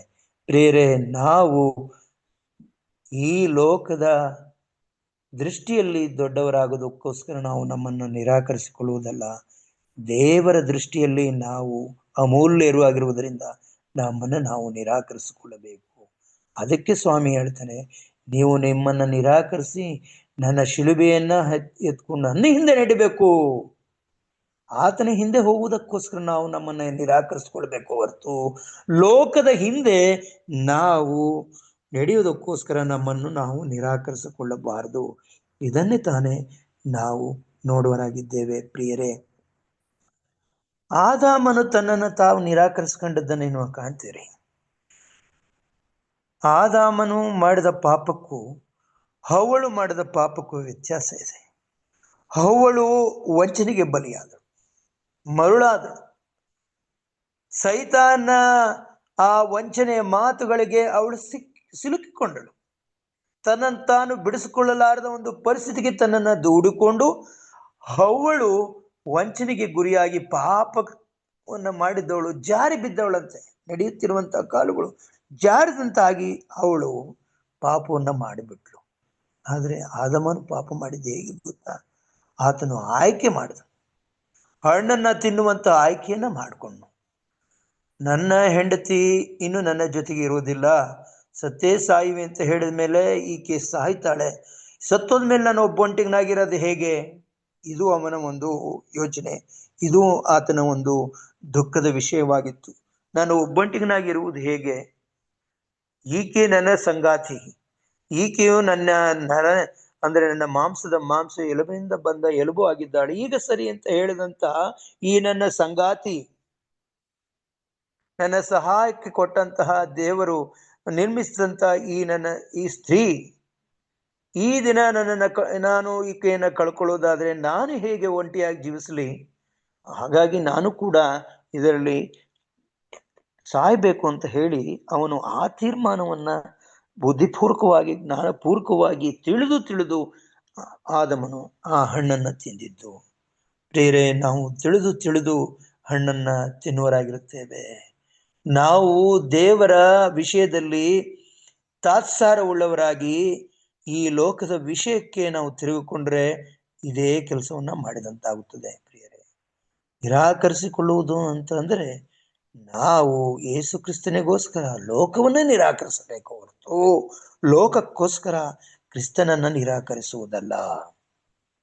ಯಾವ ರೀತಿಯಲ್ಲಿ ಯೋಹಾನನು ತನ್ನನ್ನು ತಾನು ತಗ್ಗಿಸಿಕೊಂಡನೋ ಆ ರೀತಿಯಲ್ಲಿ ನಾವು ನಮ್ಮನ್ನು ತಗ್ಗಿಸಿಕೊಳ್ಳಬೇಕು.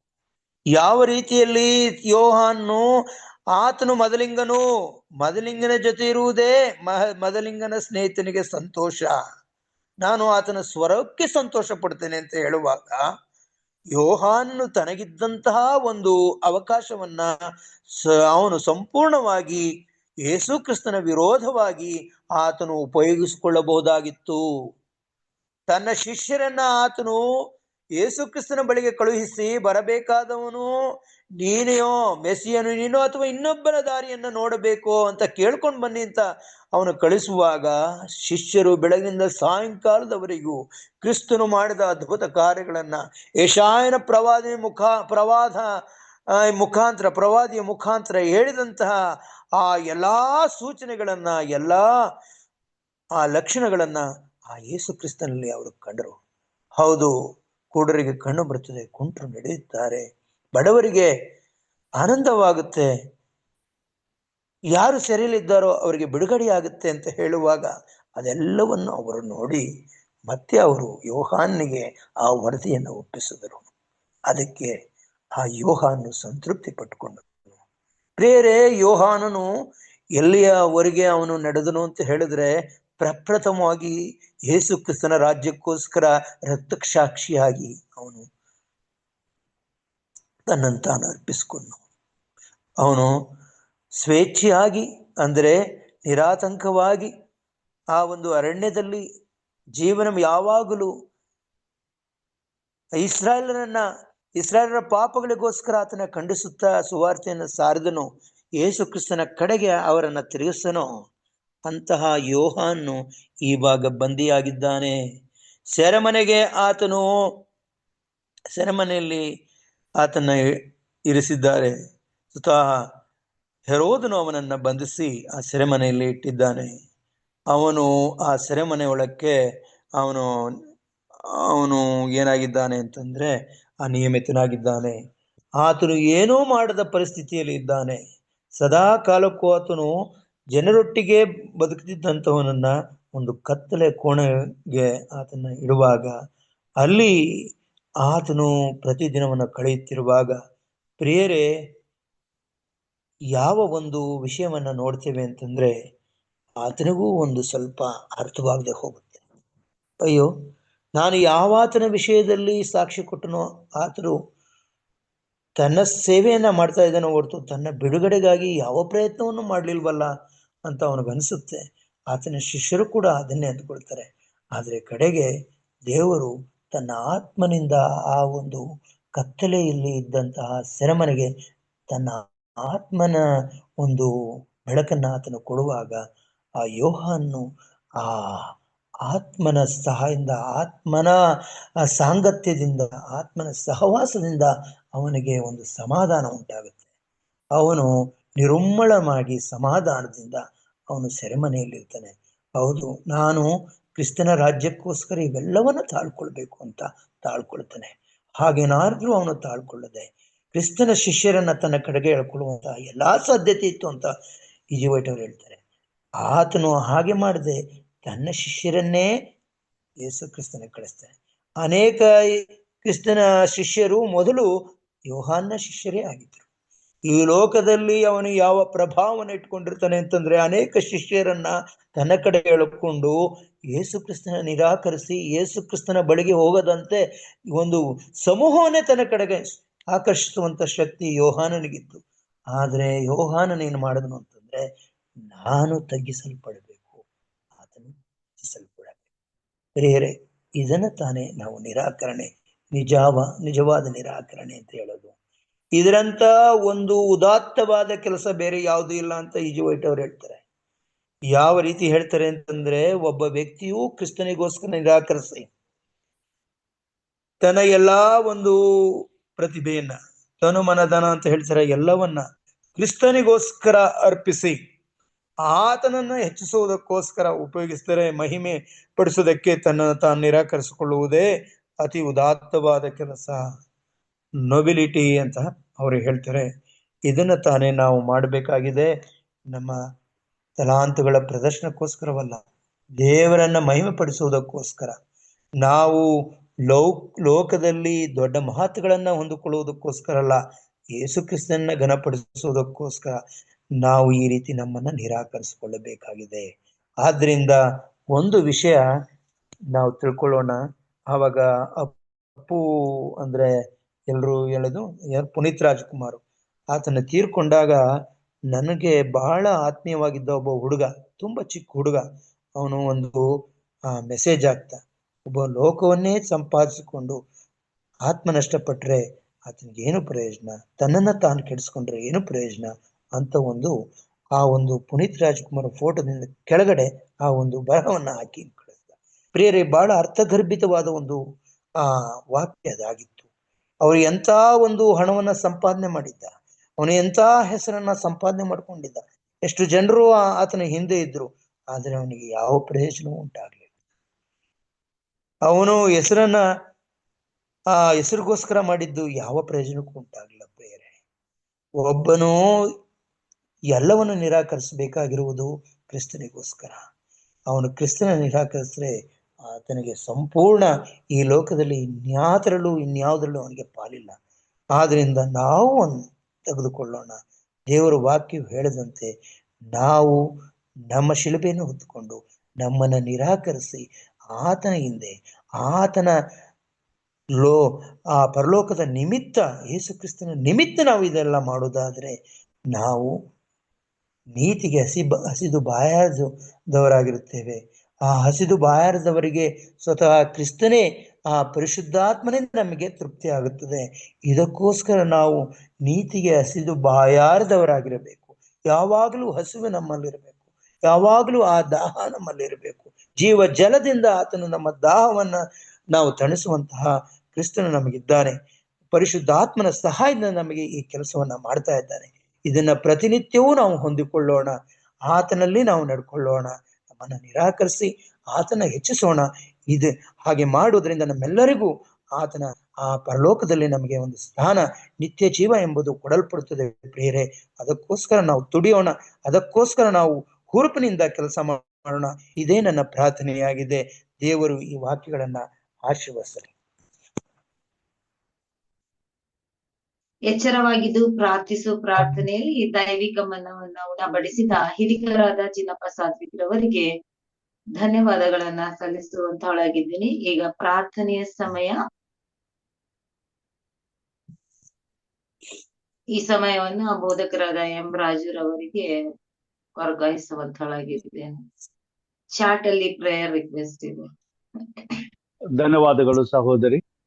ಉತ್ತಮವಾದಂತಹ ಸಂದೇಶಕ್ಕಾಗಿ ಹಿರಿಯರಾದಂತಹ ಚಿನ್ನಪ್ಪ ಸಾತ್ವಿಕ್ ಅವರಿಗೆ ವಂದನೆಗಳನ್ನ ಸಲ್ಲಿಸ್ತೇನೆ. ಕರ್ತನು ನಿಮ್ಮನ್ನ ಆಶೀರ್ವಾದ ಮಾಡಲಿ, ತನ್ನ ಮಹಿಮೆಗಾಗಿ ಆಶೀರ್ವದಿಸಲಿ, ಉಪಯೋಗಿಸಿಕೊಳ್ಳಲಿ ಎಂಬುದಾಗಿ ಪ್ರಾರ್ಥಿಸುತ್ತಾ ಈ ಸಮಯದಲ್ಲಿ ನಾವು ಪ್ರಾರ್ಥನೆ ವಿಜ್ಞಾಪನೆಗಳಿಗೆ ಹೋಗೋಣ. ಆ ಪ್ರಾರ್ಥನೆ ವಿಜ್ಞಾಪನೆಗಳು ಚಾರ್ಟ್ ಅಲ್ಲಿ ಇದೆ, ದಯಮಾಡಿ ಅದನ್ನ ನೋಡ್ಕೊಳ್ಬೇಕಂತ ಕೇಳ್ಕೊಳ್ತೇನೆ. ಈ ದಿನ ನಮಗೋಸ್ಕರ ಪ್ರಾರ್ಥನೆ ಮಾಡ್ಬೇಕಾಗಿರೋರು ವಿಶೇಷವಾಗಿ ನಮ್ಮ ಜೊತೆಯಲ್ಲಿ ಇವತ್ತು ರೂತ್ ಅವ್ರು ಜಾಯ್ನ್ ಆಗಿದ್ದಾರೆ ನಷ್ಟಪುರದಿಂದ. ಸೊ ಪೋಪೋ 85. ಸೊ ತಾವು ಪ್ರಾರ್ಥನೆ ಮಾಡಬಹುದಾ? ಯಶವಂತ್ ಅಮ್ಮತಿ ಅವರ ಓಕೆ, ಒಳ್ಳೇದು. ಯಶವಂತ್ ಅಮ್ಮತಿ ಅವರು ಮುಕ್ತಾಯದ ಪ್ರಾರ್ಥನೆ ಮಾಡಬೇಕಂತ ಕೇಳ್ಕೊಳ್ತಾರೆ.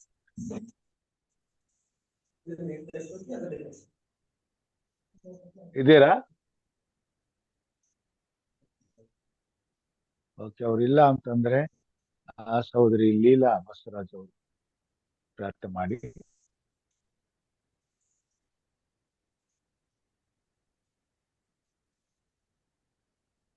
ಲೀಲಾ ಬಸವರಾಜ್ ಅವರು ಇದ್ದೀರಾ?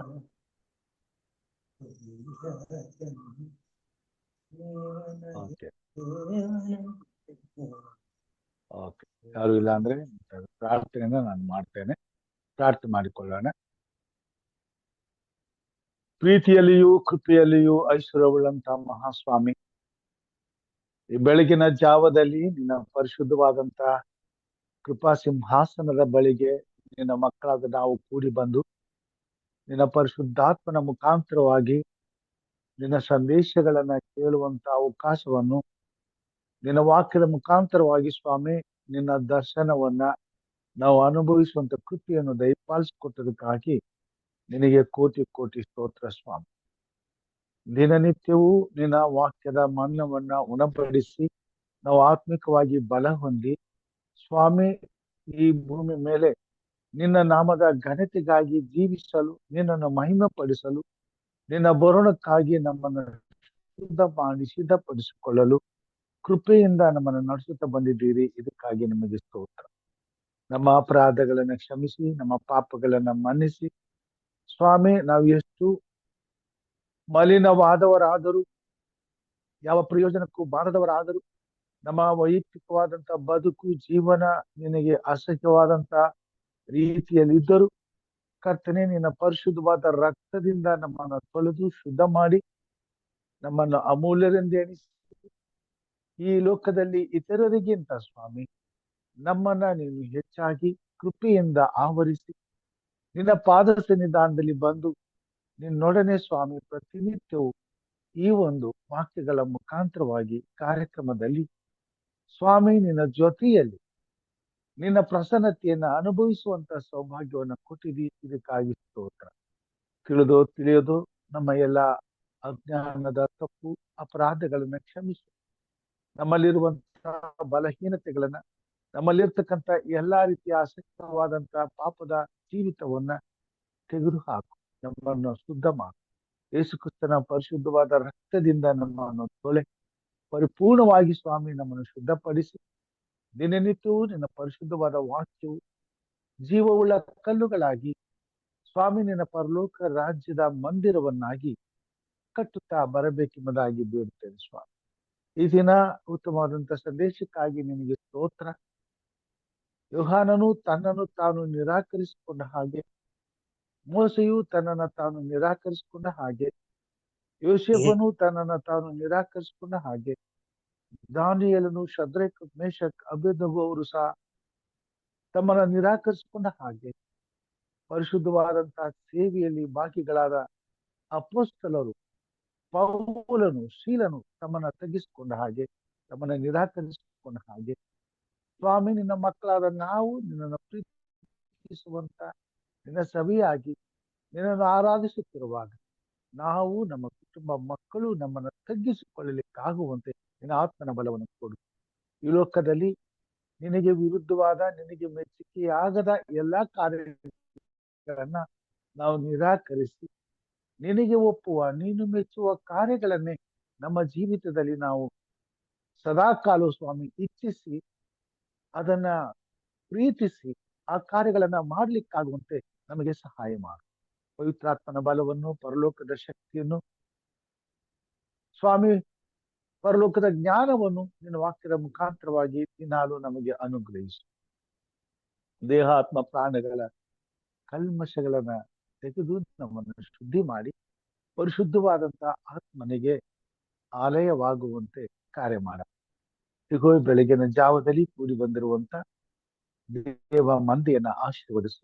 ಅವರ ಕುಟುಂಬ ಮಕ್ಕಳು ಕೊಟ್ಟಿರ್ತಕ್ಕಂಥ ಎಲ್ಲ ಮನೆವಾರ್ತೆಯ ಕೆಲಸವನ್ನ ನೀನು ಆಶೀರ್ವದಿಸು. ಅವರಿಗೆ ಬೇಕಾದಂತ ಎಲ್ಲ ಆತ್ಮನ ಸಾಮರ್ಥ್ಯವನ್ನು ಕೊಡು, ಆರೋಗ್ಯ ಕೊಡು, ಕ್ಷೇಮ ಕೊಡು, ಸಮಾಧಾನ ಕೊಡು. ದುಡಿಯುವಂತ ಕೈಗಳನ್ನ ಆಶೀರ್ವದಿಸು. ಕೊರತೆ ಇಲ್ಲದೆ ಸಮೃದ್ಧಿಯಾಗಿ ಜೀವಿಸಲು ಬೇಕಾದಂತ ಪರಲೋಕದ ಎಲ್ಲ ಆಶೀರ್ವಾದಗಳನ್ನ ಪರಲೋಕದ ಐಶ್ವರ್ಯಕ್ಕೆ ತಕ್ಕಂತೆ ಅನುಗ್ರಹಿಸು. ಆರೋಗ್ಯ ಕ್ಷೇಮಗಳಿಂದ ತುಂಬಿಸು. ವಿದ್ಯೆ ಬುದ್ಧಿಯನ್ನ ಕೊಡು ಸ್ವಾಮಿ. ಉನ್ನತವಾದ ಗುರಿ ಮುಟ್ಟಿಸು ಸ್ವಾಮಿ.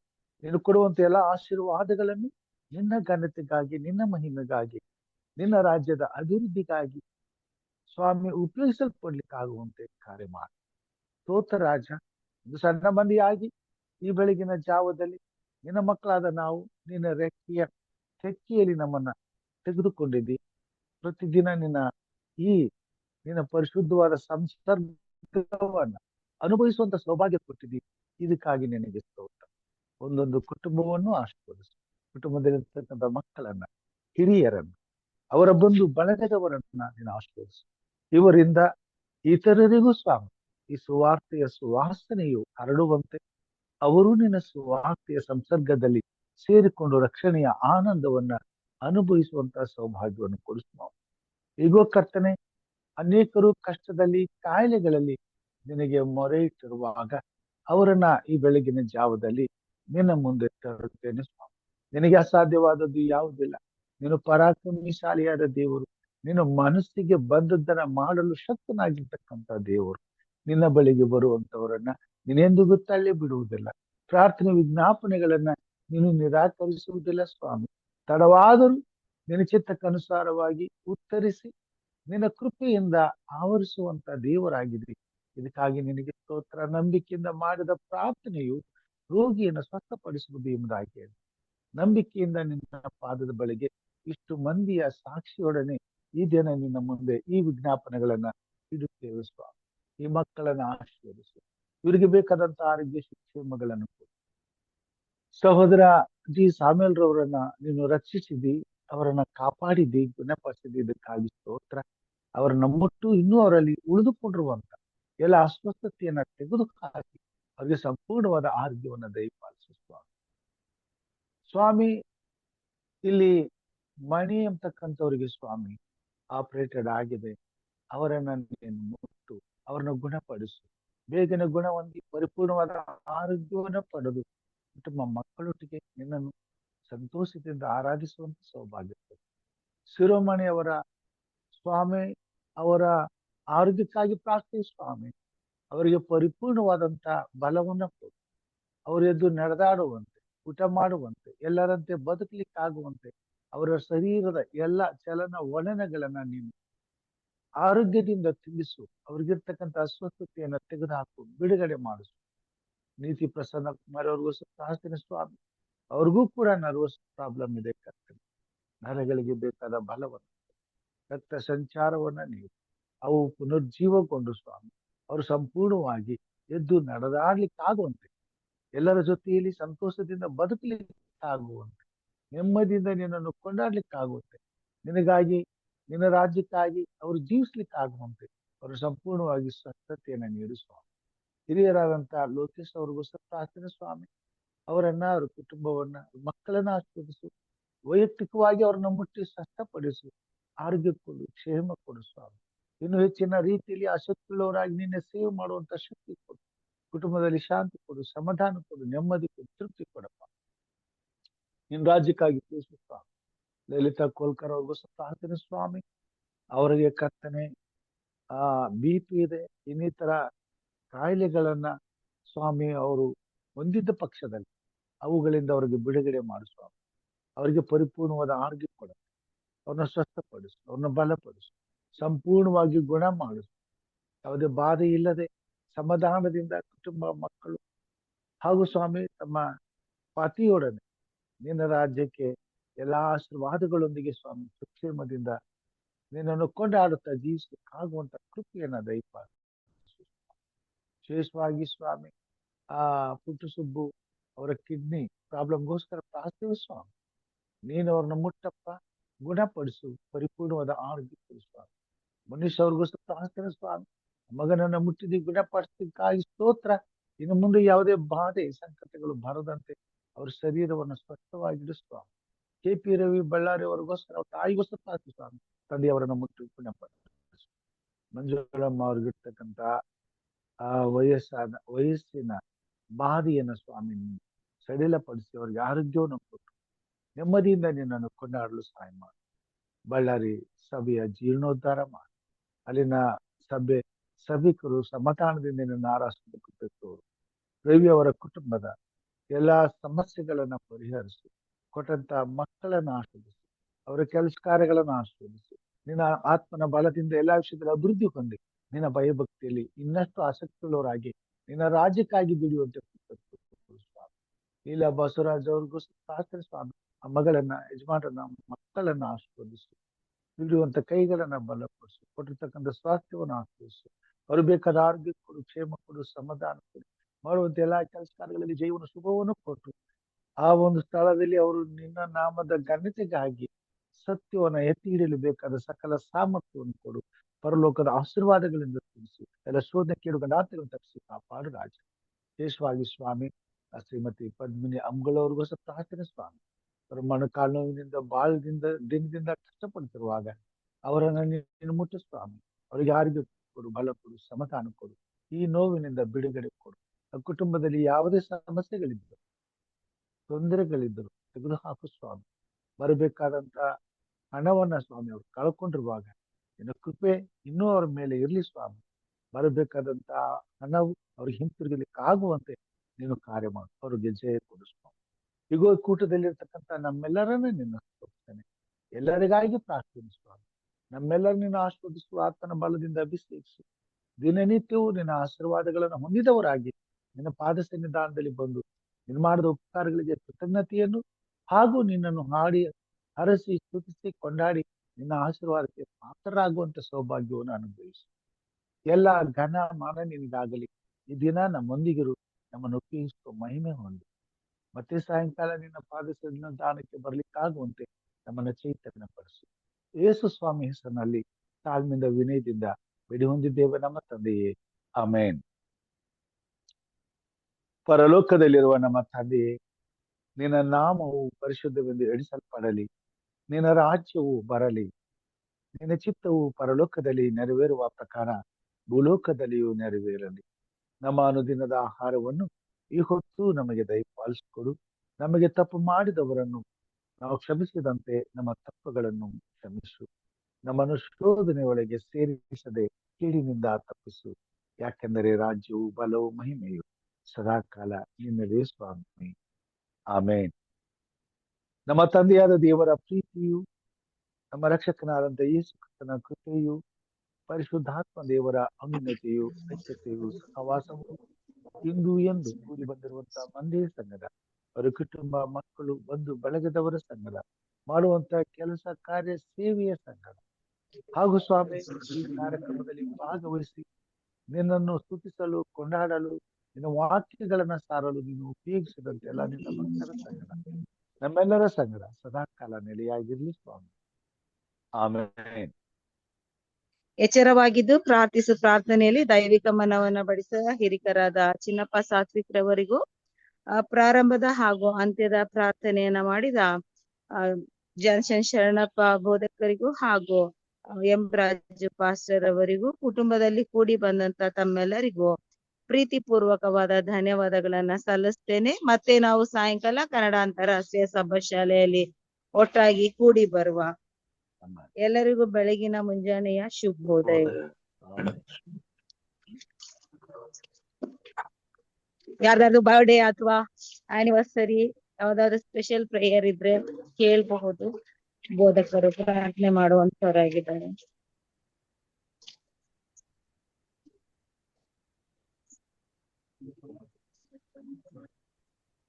ಇಲ್ಲವಾದಂತ ಪಕ್ಷದಲ್ಲಿ ನಾವು ಸಂಜೆ ಎಲ್ಲರೂ ಒಟ್ಟಾಗಿ ಕೂಡಿ ಬರುವ.